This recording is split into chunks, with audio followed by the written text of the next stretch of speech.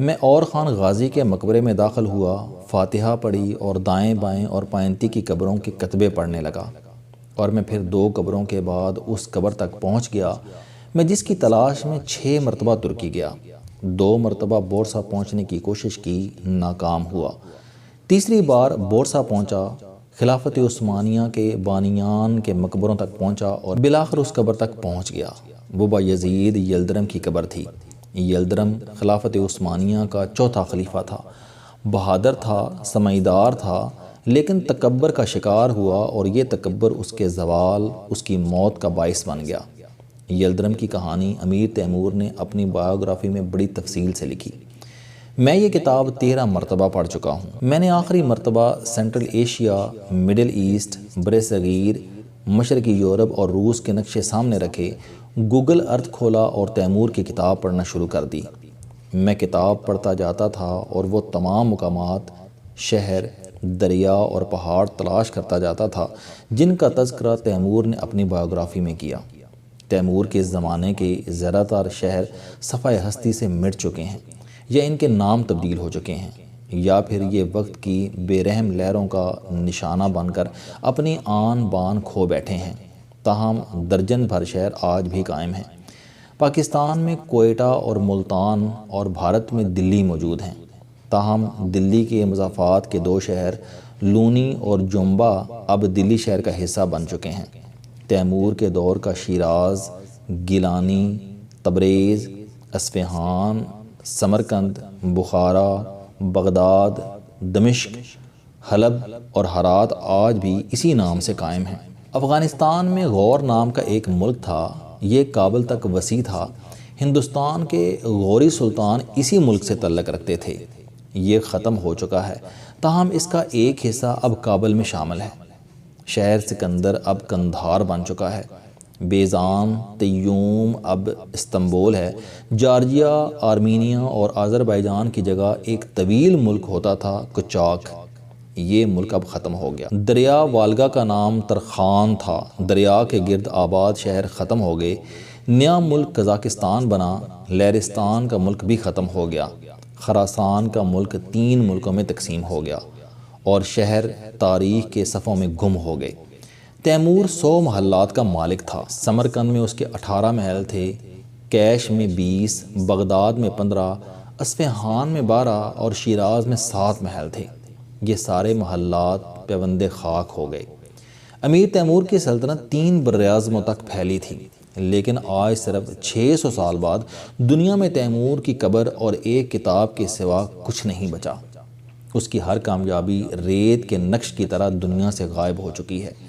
دنیا کے ہر متکبر سیاستدان، ہر بے مہار حکمران اور ناگزیر ڈان کو زندگی میں ایک بار امیر تیمور کی بایوگرافی ضرور پڑھنی چاہیے۔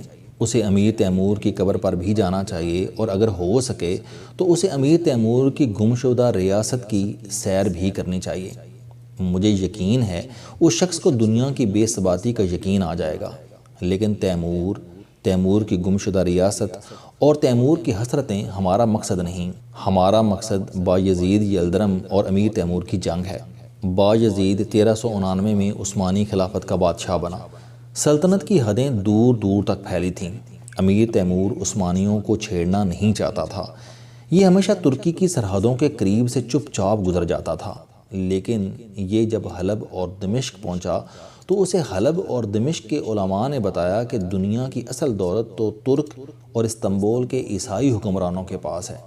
تو امیر تیمور لالچ میں آ گیا۔ اس نے ترکی فتح کرنے کا فیصلہ کر لیا۔ امیر تیمور اس وقت تک دنیا کا نامور فاتح بن چکا تھا۔ وہ دمشق سے واپس جانے لگا تو اس نے انگوریا کی راہ لے لی۔ انگوریا انقرہ کا پرانا نام تھا اور یہ اس وقت تک ترک سلطنت کا دارالحکومت تھا۔ تیمور نے کونیا فتح کیا اور دریائے قزل ایماگ کے ساتھ ساتھ انگوریا کی طرف سفر شروع کر دیا۔ وہ انگوریا کے مضافات میں پہنچا تو بایزید یلدرم فوج لے کر پہنچ گیا۔ تیمور اور بایزید افہام و تفہیم کے ساتھ معاملات طے کر سکتے تھے، لیکن بایزید کے تکبر نے معاملہ بگاڑ دیا۔ بایزید نے تیمور کو خط لکھا اور خط میں اسے برا بھلا کہہ دیا۔ تیمور مزید بگڑ گیا۔ جنگ شروع ہوئی۔ ترکوں کی فوج تکنیک میں تیموری فوج سے زیادہ مضبوط تھی۔ ان کے پاس ایسی گھوڑا گاڑیاں تھیں جن کے پہیوں پر تلوار نما دانتیاں لگی تھیں۔ یہ دانتیاں راستے میں آنے والے سپاہیوں اور گھوڑوں کو کاٹ ڈالتی تھیں۔ آپ کو یہ گاڑیاں بن ہر اور گلیڈیٹر جیسی فلموں میں اکثر نظر آتی ہیں۔ تیمور کے لیے یہ گاڑیاں نہیں تھیں، چنانچہ تیموری فوج کو بھاری نقصان ہوا۔ تیمور نے اس وقت تک بارود کا استعمال سیکھ لیا تھا۔ یہ لوگ مٹی کے کوزوں میں بارود بھر کر دستی بم بناتے تھے۔ یہ بم کو رسی سے باندھتے، فلیتے کو آگ لگاتے، کوزے کو سر پر گھماتے اور دشمن کی فوج میں پھینک دیتے۔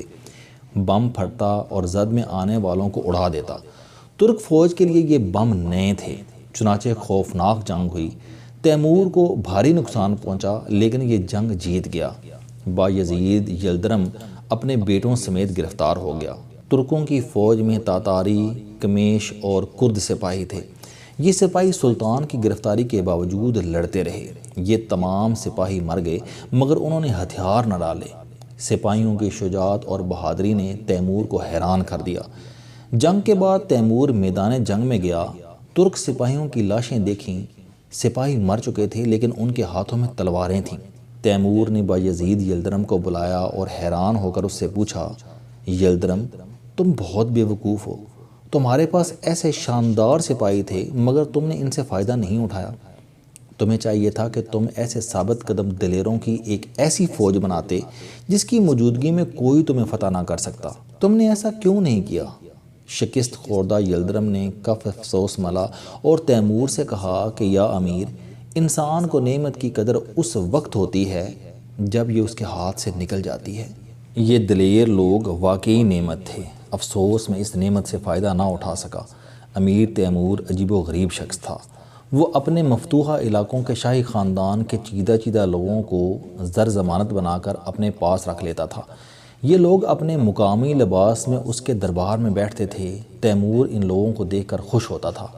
تیمور نے بایزید یلدرم اور اس کے بیٹوں کو بھی اپنی تحویل میں لے لیا۔ یہ یلدرم کو عزت دیتا تھا، لیکن ترکی جیسی سلطنت کی بادشاہت اور پھر امیر تیمور کے دربار کا ایک مورا بننا یلدرم کے لیے زندگی اذیت بن گئی۔ وہ روز اپنی کھوئی ہوئی سلطنت کو یاد کرتا، انگوریا کو یاد کرتا، کونیا کے درویشوں کا رقص یاد کرتا اور اپنے دربار کی شان و شوکت کو یاد کرتا، اور پھر اپنی فوج کی شجاعت کو یاد کرتا، اور پھر اپنی بیوقوفیوں اور حماقتوں کو یاد کرتا، اور پھر دیر تک غمناک ہو کر بیٹھا رہتا۔ عثمانی خلافت کا بوجھ اسے آہستہ آہستہ کھوکھلا کر گیا۔ امیر تیمور آذربائیجان کی مہم کے بعد روانہ ہوا تو وہ بایزید یلدرم کو بھی ساتھ لے گیا۔ یلدرم غلام کی طرح تیمور کے ساتھ ساتھ چلتا تھا۔ یہ ذلت اس سے برداشت نہ ہو سکی، چنانچہ وہ دیار بکر کے مقام پر شدید بیمار ہو گیا۔ تیمور کو اس پر ترس آ گیا۔ اس نے اسے علاج کے لیے دیار بکر میں قیام کی اجازت دے دی۔ تیمور کا سفر جاری تھا کہ اسے یلدرم کا خط موصول ہوا۔ یلدرم نے خط میں لکھا کہ یا امیر، طویل زمانوں کی روایت ہے کہ بادشاہوں کو اسیری مار دیتی ہے۔ میں تمہارا قیدی ہوں، مجھے یقین ہے کہ مجھے یہ قید مار دے گی۔ ایک مرتا ہوا بادشاہ زندہ بادشاہ سے درخواست کرتا ہے کہ آپ میری موت کے بعد میرے بیٹے سلطان محمد کو عثمانی خلافت کا بادشاہ بنا دیں تاکہ ہماری خلافت کا چراغ جلتا رہے۔ میں تمہیں یقین دلاتا ہوں کہ میرا بیٹا تمہارا وفادار رہے گا، یہ کبھی تمہارے سامنے سر نہیں اٹھائے گا۔ تیمور کو ترس آ گیا۔ اس نے اسی وقت یلدرم کے بیٹے کو ترکی کا سلطان بنا دیا۔ یہ خبر یلدرم تک پہنچی تو اس نے کلمہ پڑھا اور اس کی روح کفس انصری سے پرواز کر گئی۔ یلدرم کی موت کے بعد تیمور کو اس کا دوسرا خط ملا۔ یلدرم نے تیمور سے درخواست کی کہ آپ اگر مہربانی فرمائیں تو آپ میری لاش کو بورسا میں میرے خاندان کے قبرستان میں تدفین کی اجازت دیں۔ تیمور نے یلدرم کی یہ درخواست بھی منظور کر لی۔ چنانچہ یلدرم کی لاش دیار بکر سے بورسا لائی گئی اور اسے بورسا میں اور خان غازی کی پائنتی میں دفن کر دیا گیا۔ میں نے بایزید یلدرم کی داستان امیر تیمور کی بایوگرافی میں پڑھی تھی۔ میں اس کی قبر پر جانا چاہتا تھا۔ مجھے فروری کے شروع میں یہ موقع مل گیا۔ میں اور خان غازی کے مقبرے میں داخل ہوا اور خان کی قبر پر کھڑا ہو کر فاتحہ پڑھی اور قبروں کے کتبے پڑھتے پڑھتے بایزید یلدرم کی قبر تک جا پہنچا۔ ترک اپنے بادشاہوں کی قبروں پر پگڑیاں باندھتے ہیں۔ یہ پگڑیاں بادشاہت کی نشانی ہوتی ہیں۔ آپ جوں ہی کسی مقبرے میں داخل ہوتے ہیں، آپ کو جس قبر پر پگڑی نظر آئے، آپ سمجھ جائیں کہ یہ ترک بادشاہ کی قبر ہے۔ یلدرم کی قبر پر بھی پگڑیاں تھیں، لیکن پگڑی کے باوجود یلدرم کی قبر سے مظلومیت کی ہوا آتی تھی۔ قبریں اگر تاسف کا اظہار کر سکتی ہیں تو یلدرم کی قبر اس وقت کف تاسف مل رہی تھی۔ میں قبر کے قریب کھڑا ہو کر دکھی ہو گیا۔ میں نے گیلی آنکھوں سے فاتحہ پڑھی اور مقبرے سے باہر آ گیا۔ مقبرہ بلندی پر واقع ہے۔ بورسا کا آدھا شہر مقبرے کے نیچے دور دور تک بکھرا ہوا ہے۔ خنک ہوائیں مقبرے سے ہو کر شہر کی چھتوں پر اتر رہی تھیں۔ دور بحیرہ مرمرہ کی لہریں اٹھتی تھیں، گرتی تھیں اور خنک ہواؤں سے گلے ملتی تھیں۔ اس سارے پس منظر میں یلدرم کی اداس قبر دنیا بھر کے حکمرانوں کو یہ پیغام دے رہی تھی کہ بادشاہ اگر نالائق ہوں، کوتا فہم ہوں اور متکبر ہوں تو ان کو قبریں بھی خیرات میں نصیب ہوتی ہیں۔ امیر تیمور کو اگر یلدرم پر ترس نہ آتا اور وہ بیمار سلطان کی دونوں خواہشیں نہ مانتا تو عثمانی خلافت 1400 میں دم توڑ دیتی، اور وہ اگر غلام بادشاہ کی لاش کو بورسا لے جانے کی اجازت بھی نہ دیتا تو یلدرم جیسا بادشاہ کسی نامعلوم مقام پر دفن کر دیا جاتا، اور آج اس کی قبر ہوتی اور نہ ہی اس قبر پر پگڑی۔ یہ سب ایک بادشاہ کی مہربانی تھی۔ کاش ہمارے بادشاہ بایزید یلدرم کا یہ فکرہ سمجھ جائیں کہ یا امیر، انسان کو نعمت کا اندازہ اس وقت ہوتا ہے جب یہ ہاتھ سے نکل جاتی ہے۔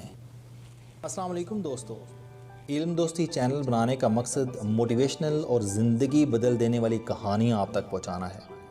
مجھے خوشی ہے کہ آپ احباب کو یہ ویڈیوز بہت پسند آ رہی ہیں۔ کوئی بھی شخص جو مایوسیوں میں گھرا ہو یا کوئی بھی شخص جو اپنی زندگی مثبت انداز سے گزارنا چاہتا ہے، اس کے لیے یہ چینل لائف چینجنگ ثابت ہوگا۔ میرا دعویٰ ہے کہ کوئی بھی شخص اگر اس چینل کی ویڈیوز دیکھ اور سن لے گا تو اس کی زندگی بدل جائے گی۔